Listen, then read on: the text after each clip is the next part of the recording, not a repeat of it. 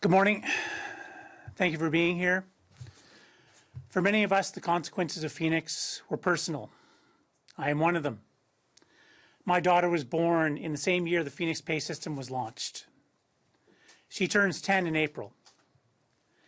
The pay issues my family faced were particularly difficult, and we are just one story among many thousands, tens of thousands, potentially hundreds of thousands.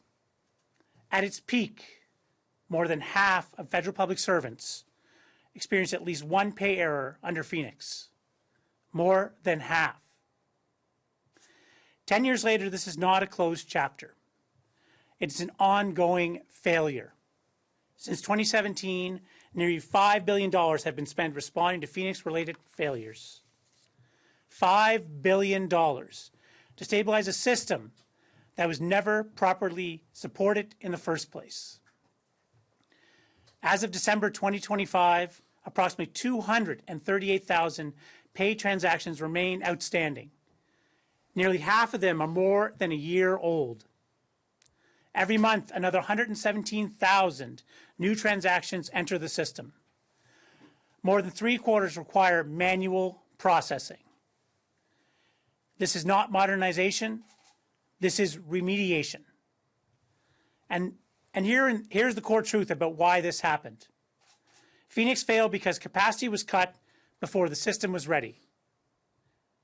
Roughly 1,200 experienced pay advisors positions were eliminated prior to launch. Institutional knowledge was dismantled. Oversight was weakened. Concerns about staffing capacity, readiness, and implementation pace were raised before. The Auditor General later confirmed that those warnings were not heeded. The risks were documented, but the expertise was reduced anyway. And when the system faltered, the people who knew how to fix it were gone. This is not just a technical failure. This is a governance failure. And pressures are about to intensify.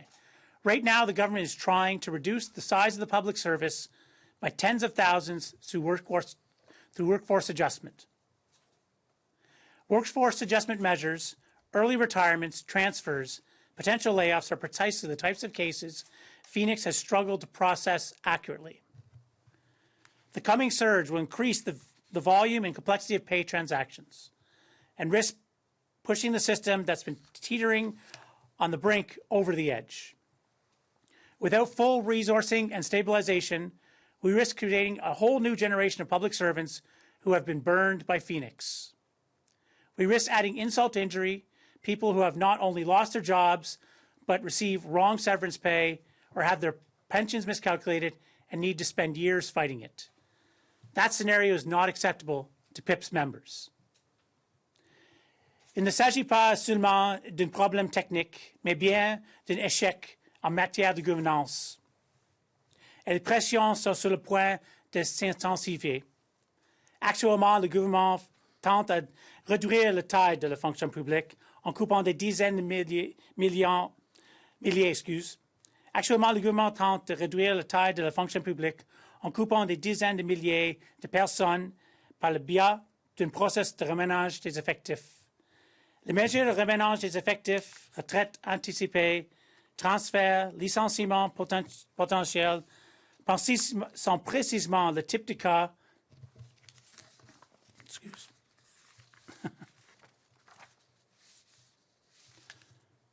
Les mesures de reménage effectif, retraite anticipée, transfert, licenciement potentiel sont précisément le type de cas d'espèce que Phoenix a eu mal de traiter avec exactitude. Le déferlement des cas à venir augmentera le volume et la complexité des opérations de paiement et risque de faire déraper le système de paie qui était déjà au bord du gouffre. Et l'absence de ressources humaines suffisantes et de stabilisation, le gouvernement risque de créer une toute nouvelle génération d'employés fédéraux touchés par le problème de Phoenix. C'est ajouter insulte à l'injure. Des personnes risquent non seulement de perdre leur emploi, mais aussi de recevoir une indemnité de licenciement erronée ou encore une pension au montant erroné. Ces personnes devront passer des années à se battre. Ce scénario n'est pas acceptable. Ce scénario n'est pas acceptable pour les membres de l'Institut. Excuse.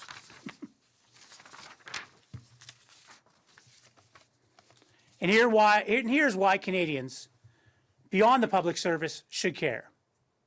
When payroll failed, the damages were largely contained within the public service. But a primarily outsourced delivery model is now being applied to other major digital initiatives, including pension and benefit systems that serve millions of Canadians. The cost of the benefit delivery modernization has grown from $1.7 billion to $6.6 billion. At the same time, the government spending on professional services is projected to hit $26 billion this year, nearly double pre-pandemic levels. We are expanding digital ambition while reducing internal capacity. We have seen this movie before. If similar failures occur in systems that deliver pensions, employment insurance, or disability benefits, the consequences will not be contained. This will affect seniors, families waiting on EI, people who cannot afford uncertainty hanging over them for 10 years.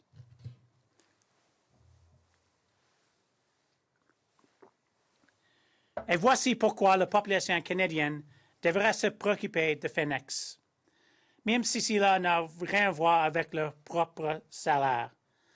Lorsque le service de paie a fait défaut, les dégâts ont été en grande partie limités à la fonction publique.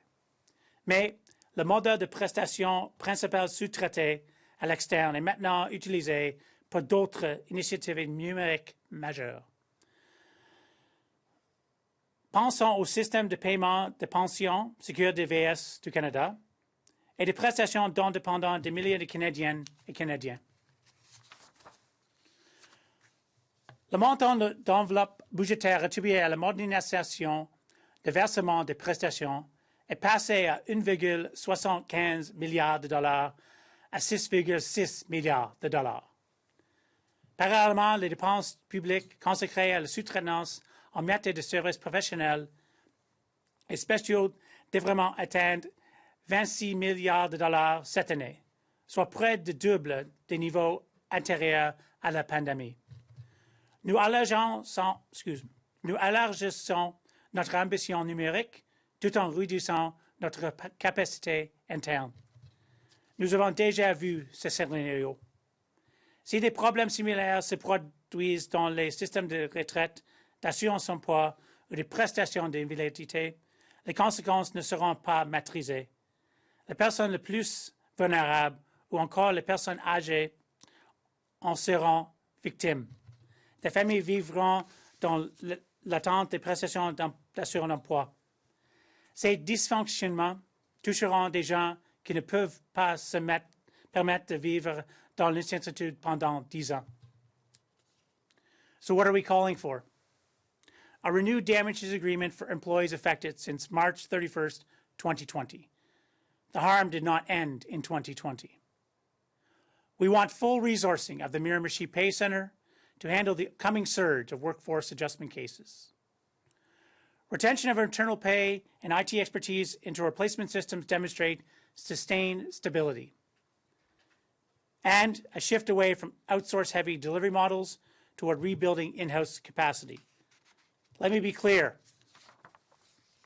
We support modernization. Public systems should evolve. Technology should improve service.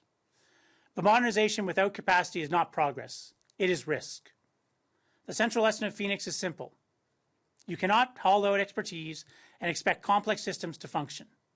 You cannot cut experienced professionals and assume software will compensate. It takes experts to run a country.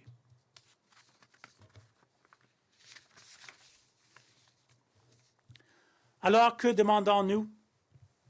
Un renouvellement d'accord sur les dommages et intérêts pour les employés se touchait depuis le 31 mars 2020, car les problèmes électoraux ne sont pas arrêtés en 2020.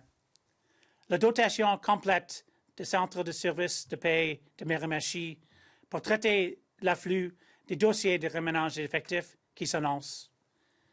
Le maintien d'expertise interne en matière de paie et de technologie informatique jusqu'à ce que le système de remplacement fasse preuve d'une stabilité durable.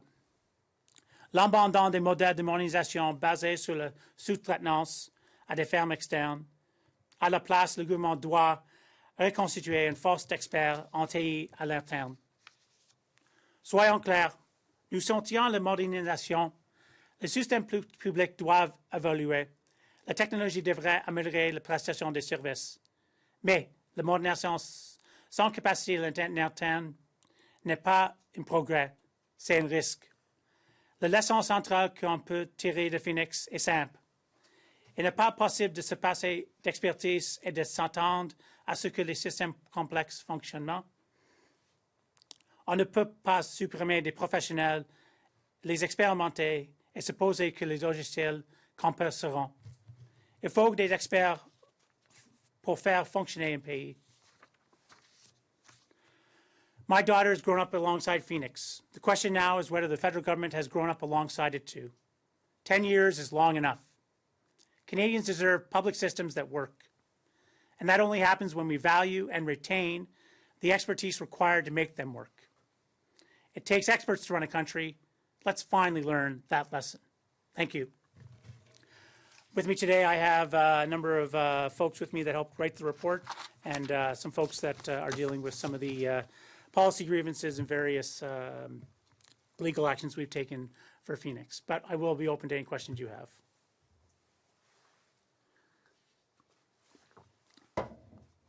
Too easy. Morning. Morning. You mentioned staffing levels at the Miramichi Pay Center. Yes, ma'am. What is the current staffing level? Do you know? The current staffing level is not enough. We've been saying for years that the Government of Canada has not properly resourced the Pay Centre. Like I said, over 1,200 compensation advisors were let go at the beginning of Phoenix, and they've been only rebuilding that capacity. We've asked and pleaded with the government to raise the budget of the Pay Centre because we've been constantly facing that backlog. And like I said, that the workforce adjustments are coming are only going to cause more problems at the Pay Centre, and it's never been staffed to an appropriate level. Is there an indication of the level of workforce adjustment notices that have gone out at that Pay Centre? I have not heard that. That is mostly mostly our colleagues at the Public Service Alliance that are compensation advisors. But I am working lockstep with PIPSC, and I've been advocating for years that we should have more pay advisors. When public servants receive the services from the Pay Centre, when we actually talk to a person, it's quite good. The problem is that there's not enough people to do the work. Hi. I want to talk about Curram for a second. When you compare Curram to Phoenix right now, is there any comparison to when it comes to the level of stress, the level of anxiety in the public service, and maybe tell us a little bit how you feel about all that money that went to private sector firms? I'm concerned any time money goes to a private sector firm. I see the billions of dollars that have been spent when it could have been a public servant doing that work. I look at Curram, and you speak about anxiety. I do have fears. Even my own parents are collecting OAS and CPP, and I fear for what that's going to happen. My parents live paycheck to paycheck. They live from, I was talking last night with my father about February 25th, which is, this week, and is it going to be right, and is it going to be correct? And that's even with the old system in place. I fear for, I look at the hardship, the anxiety, the pain and suffering that public servants have experienced, and is not now going to be thrust upon millions of Canadians that depend on those payments every month. But do you compare it to Phoenix? Absolutely. I look at, we look at Phoenix, the decision was made by the previous government and, this government also to proceed with this, an outsourced system that wasn't ready, and I'm fearful that, I look at the cost overruns already on Serum, and I just the comparison between the two systems, it just indicates to me that we're going down the same path. But now instead of hundreds of thousands of public servants, it's going to be millions of Canadians. But why do you think the government is going down the same path? I don't know. I think that I don't know why the government of Canada constantly outsourced. We've been pleading for years for them to reinforce the expertise that exists in government, but project after project I've seen outsourced. I look no further than ArriveCan. ArriveCAN was a completely outsourced solution. That could have been built inside by IT professionals, but for some reason we went outside and, you know, I could go into the other problems with ArriveCAN. But system after system that's outsourced, I've seen failure after failure. Phoenix was the first one of many, and it's going to be, I'm fearful that, you know, we're going to see it all over again. You represent the people that should be creating these systems or should work on these systems. Do you feel like there's a lack of confidence from the government to your members right now? Absolutely. I see a lack of confidence. Myself, I am an IT professional. And I see that lack. And I know all of my colleagues, they want to do the service for Canadians. And the frustration they feel when the private contractors come in to do that work, it's not appropriate. And they, you know, and they see the issues that come with private contractors. So they see the contractor come in, deliver a half-functioning system, and then they're left holding the bag to figure out the problems after the fact. When if it had been built by public servants from day one, you know, it would have been easier to maintain and understand because the experts would have been in-house. Est-ce que vous pouvez nous dire en français quels sont les points communs que vous voyez entre Phoenix et le logiciel Curam? Regarde, avec CRM puis Phoenix, la comparaison, je vois déjà l'augmentation de budget pour ce projet. Ça, c'est un cas. Parce qu'avec Phoenix, il dit qu'on va apprendre 400 millions de dollars, mais maintenant, il coûte presque 5 milliards de dollars. En outre, avec CRM, c'est un système qui était fait par les sous-traiteurs. Sous-traitants, excuse. Je m'excuse. Oui, non, avec CRM aussi, c'est un système qui est conçu et créé par un sous-traitant. Et c'est le même problème avec Phoenix.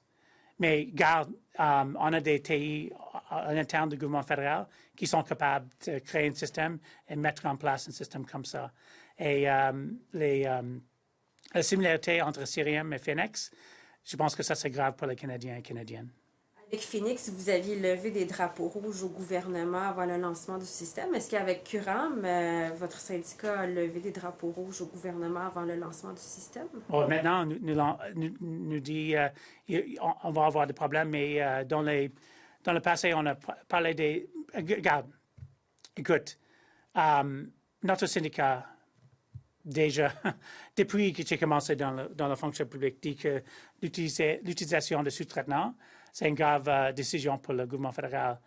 Il y a des places d'avoir des sous-traitants, mais de faire la grande partie d'un projet, ce n'est pas une bonne utilisation de la contribution des citoyens du Canada.